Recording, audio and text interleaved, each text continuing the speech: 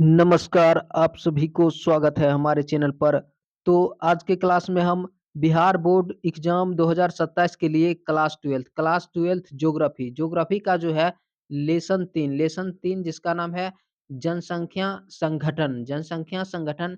इस चैप्टर का जो है इम्पोर्टेंट जो है सब्जेक्टिव क्वेश्चन को हल करेंगे। इम्पोर्टेंट जो है इस सभी सब्जेक्टिव क्वेश्चन को हल करेंगे।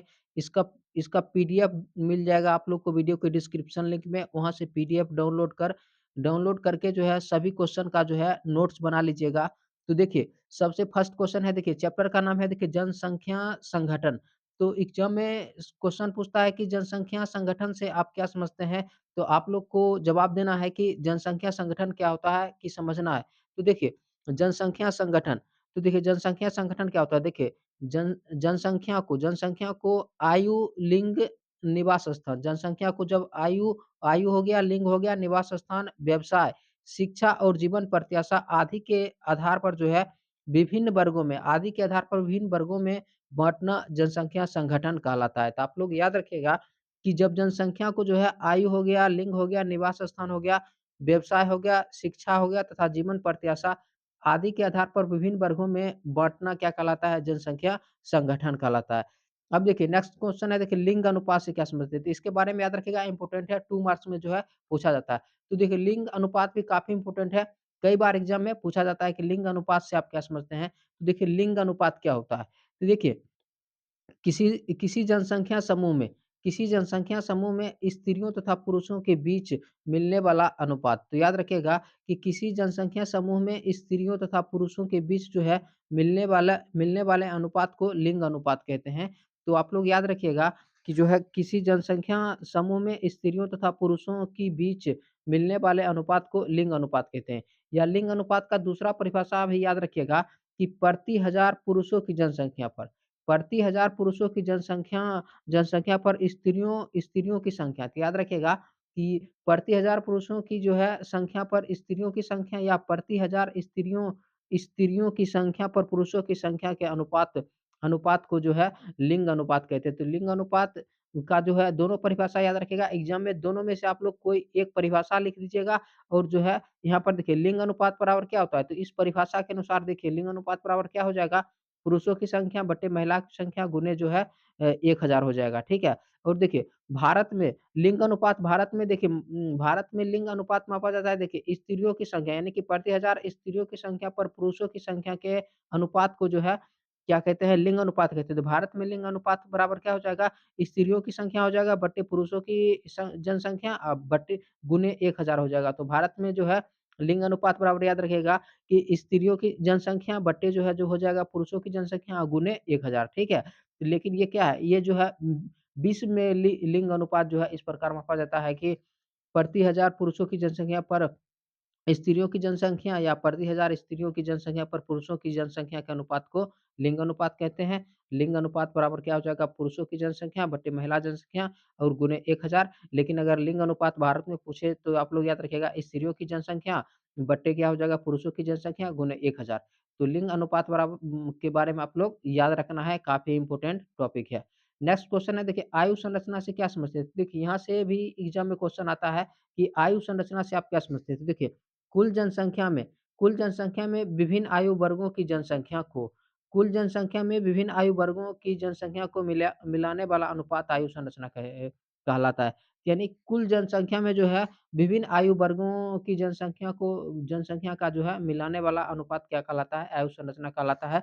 तो आयु संरचना के बारे में आप लोग को याद रखना है कि कुल जनसंख्या में विभिन्न आयु वर्गों की जनसंख्या का मिलाने वाला अनुपात आयु संरचना कहलाता है। देखिए आयु संरचना में 3 आयु वर्ग होते हैं। एग्ज़ाम में ऑब्जेक्टिव क्वेश्चन पूछता है कि आयु संरचना में कितने आयु वर्ग होते हैं? तो याद रखिएगा आयु संरचना में 3 आयु वर्ग होते हैं। एक होते हैं देखिए बाल आयु वर्ग जो 0 से 14 वर्ष होता है।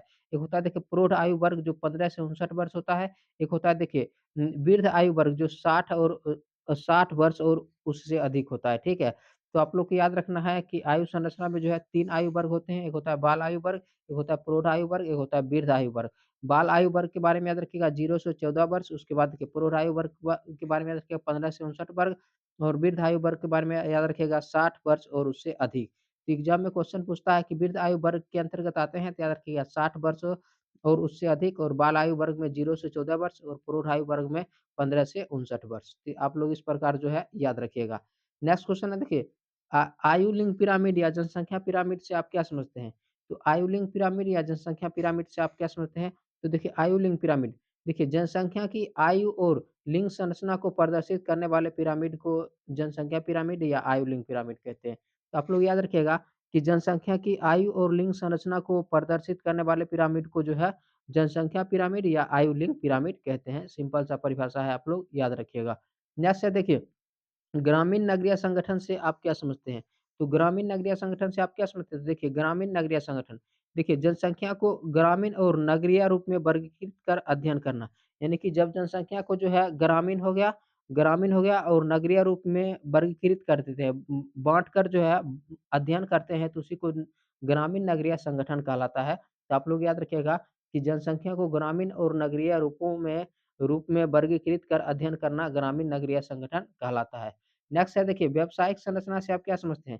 तो देखिए व्यावसायिक संरचना, तो देखिए इसके द्वारा किसी किसी देश की कार्यशील जनसंख्या ज्ञात की जाती है। तो आप लोग याद रखिएगा कि व्यावसायिक संरचना के द्वारा किसी देश की कार्यशील जनसंख्या ज्ञात की जाती है। इसमें 15 से 59 वर्ष के व्यक्ति शामिल होते हैं। तो याद रखिएगा व्यावसायिक संरचना में 15 से 59 वर्ष के जो है व्यक्ति जो है शामिल होते हैं। इस बात को आप लोग याद रखिएगा। पूछता है कि व्यावसायिक संरचना के अंतर्गत आते हैं कितने वर्ष से कितने वर्ष तक के व्यक्ति, तो याद रखिएगा 15 से 59 वर्ष।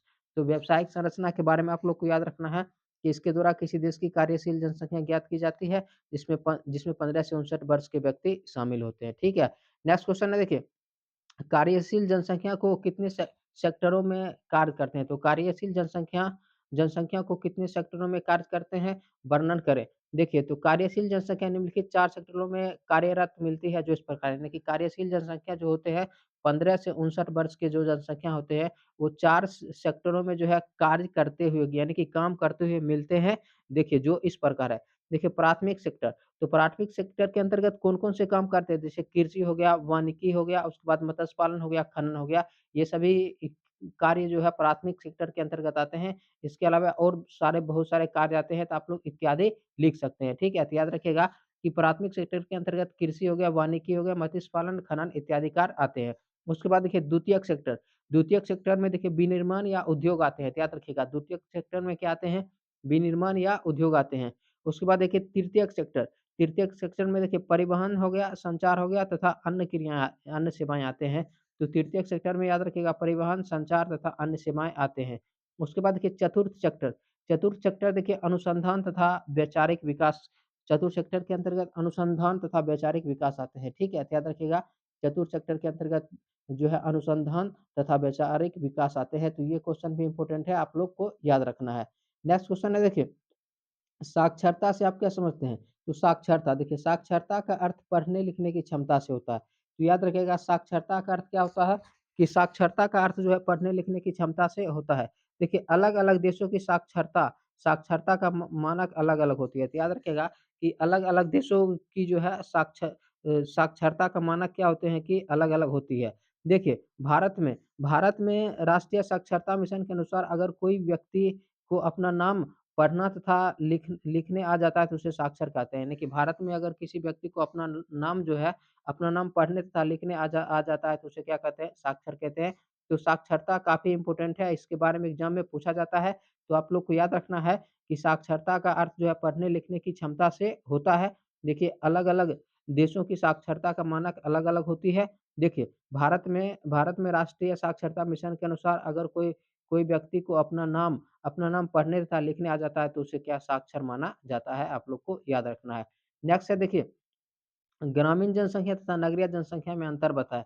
तो ग्रामीण जनसंख्या और नगरीय जनसंख्या में अंतर बताना है। देखिए ग्रामीण जनसंख्या और नगरीय जनसंख्या में अंतर, देखिए ग्रामीण जनसंख्या हो गया, नगरीय जनसंख्या हो गया।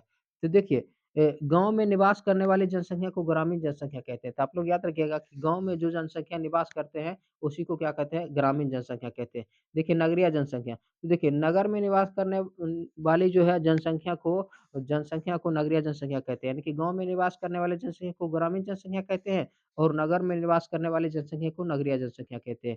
देखिए ग्रामीण जनसंख्या मुख्य रूप से प्राथमिक क्षेत्र में कार्य करते हैं। यानी कि ग्रामीण जनसंख्या जो होते हैं, वो मुख्य रूप से प्राथमिक क्षेत्र में कार्य करते हैं। देखिए, नगरीय जनसंख्या मुख्य रूप से द्वितीयक द्वितीयक और तृतीयक सेक्टरों में कार्य करते हैं और जो नगरीय जनसंख्या होते हैं, वो द्वितीयक और तृतीयक सेक्टर में कार्य करते हैं। देखिए, ग्रामीण जनसंख्या का जीवन स्तर निम्न होता है। यानी कि जो ग्रामीण जनसंख्या होता है, ग्रामीण जनसंख्या का जीवन स्तर निम्न होता है और नगरीय जनसंख्या का जीवन स्तर उच्च होता है। तो इस प्रकार आप लोग ग्रामीण जनसंख्या और नगरीय जनसंख्या में अंतर को याद याद रखिएगा। नेक्स्ट क्वेश्चन है और लास्ट क्वेश्चन है और ये भी क्वेश्चन काफ़ी इम्पोर्टेंट है कि स्थिर जनसंख्या और ह्रासमान जनसंख्या में अंतर बताएँ। तो आप लोग को बताना है कि स्थिर जनसंख्या क्या होते हैं और ह्रासमान जनसंख्या। तो देखिए, स्थिर जनसंख्या, देखिए वह जनसंख्या जिसमें दी गई अवधि में जन्म दर तथा मृत्यु दर लगभग समान होती है, स्थिर जनसंख्या कहलाती है। यानी कि दी गई अवधि, यानी कि दिए गए समय में जब जन्म दर और मृत्यु दर क्या होते हैं, समान होते हैं, तो स वह जनसंख्या क्या कहलाती है कि स्थिर जनसंख्या कहलाती है। तो आप लोग याद रखिएगा कि वह जनसंख्या जिसमें दी गई अवधि में जन्म जन्म दर तथा मृत्यु दर लगभग समान होती है, स्थिर जनसंख्या कहलाती है। उसके बाद देखिए जो है ह्रासमान जनसंख्या, देखिए जन्म दर निम्न और मृत्यु दर उच्च होती है, यानी कि जब जन्म दर क्या होते हैं, निम्न होते हैं, यानी कि कम होते हैं और मृत्यु दर क्या होते हैं, उच्च होते हैं, यानी कि अधिक होते हैं, तो जनसंख्या घटने लगती है। तो जनसंख्या क्या होती है कि घटने लगती है, जिसे ह्रासमान जनसंख्या कहते हैं। तो आप लोग को याद रखना है कि जब जो है जब जन्म दर निम्न और मृत्यु दर उच्च हो, तो जनसंख्या घटने लगती है, जिसे ह्रासमान जनसंख्या कहते हैं। तो आज का सेशन आप लोग का समाप्त हो चुका है। सेशन कैसा लगा है कमेंट सेशन में ज़रूर बताइएगा। सेशन पसंद आया तो सेशन को लाइक कीजिएगा, शेयर कीजिएगा और चैनल पर पहली बार है तो चैनल को सब्सक्राइब ज़रूर कीजिएगा, क्योंकि संपूर्ण ज्योग्राफी का तैयारी आप लोग को जो है अच्छी तरह से कराया जाएगा। तो मिलते हैं नेक्स्ट सेशन में। धन्यवाद।